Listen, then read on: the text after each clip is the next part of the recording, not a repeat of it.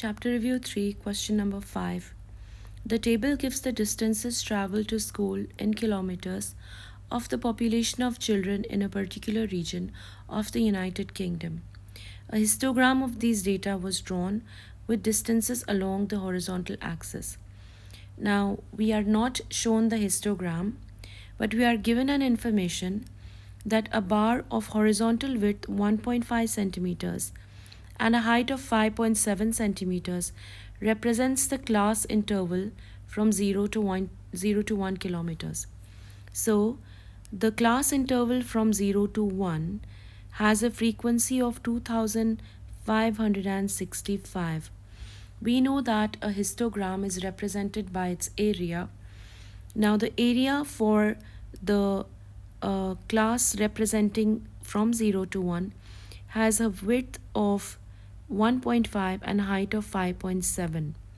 Let us multiply the width and height to see if it is equal to the number or the frequency. So we multiply the width, which is 1.5, to height, which is 5.7, and we get 8.55, and this is not equal to the frequency. Therefore, there must be a value which we need to multiply with the area of the bar. We call that value k in order to get the desired frequency given here. So, let us take the class interval from 0 to 1 now, and we know that the base that represents an interval of 1 unit is 1.5 and height is 5.7. It has to be multiplied with some value k to give the frequency, which is 2565. So when we multiplied 1.5 and 5.7, we got 8.55, and now we can find the value of k by dividing 2568 by 8.55, and we get the value of k as 300. Now we need to note that for any frequency we need to multiply the base and the height by the k value that we have got in this part of the question. So let's move on to the part A. So the part A, we need to find to 1 decimal place the width and the height of the bars representing the class interval from 2 to 3. Now class interval from 2 to 3 is again an interval of 1, because from 2 to 3 it's 1, and we know that 1 unit in the base was represented by 1.5 centimeters. So we know that our base will be 1.5 centimeters. We do not know the height.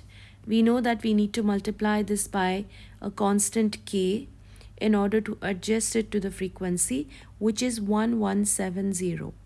So we find the height, and height is 2.6.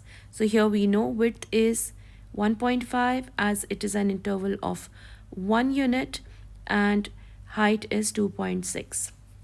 Let's move on to part B. We need to find the height and the width for the class interval from 5 to 10.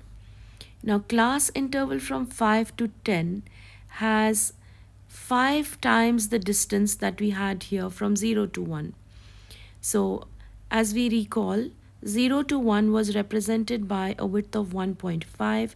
So when we have 5 times class interval, it will be 5 times 1.5.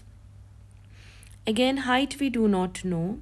We know we need to multiply it by k factor, which is 300, to adjust it to the frequency 630.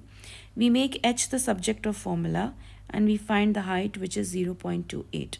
So now here we need to write what is our width.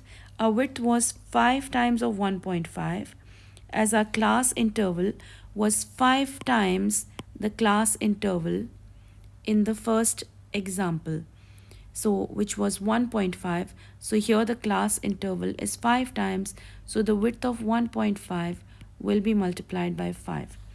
So that is our width, which is 7.5 here, and the height that we found was 0.28.